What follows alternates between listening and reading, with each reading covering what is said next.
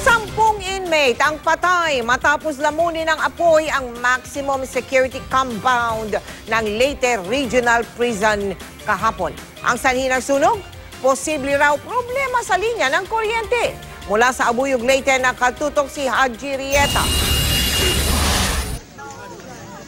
Naglalagablab na apoy ang lumamon sa malawak na bahagi ng maximum security compound ng Leyte Regional Prison sa Abuyog kahapon. Maliwanag pa sa kuha ng isang residente nang mag-umpisa ang sunog bago mag-alas 4 ng hapon. Nagkagulo ang mga preso.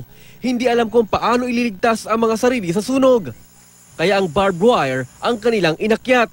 Madilim na nang dumating ang mga maraming pamatay sunog mula sa Leyte. Umabot lang sa third alarm ang sunog at nadeklarang fire out alas 12 ng hating gabi. Nang magliwanag, makikita ang sinapit ng mga compound. Kwento ng mga saksi, yung mga preso inakyat itong mga barbed wire na mga bakod na yan. Kahit na magkasugat-sugat sila, sinubukan nilang akyatin yan para lamang matakasan itong sunog. Pero sa huli, meron pa ring mga nasawi.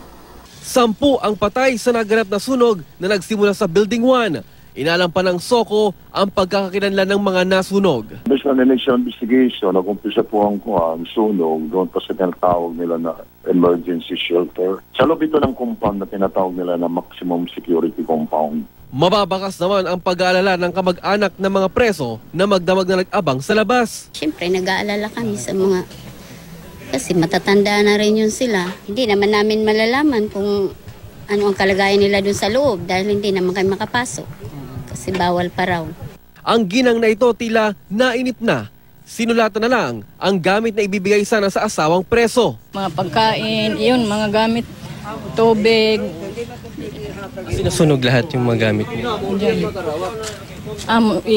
Ipasok lang doon, yung ipadala lang ng mga bitcoin din, yung mga living out. Bawal man kami pumasok.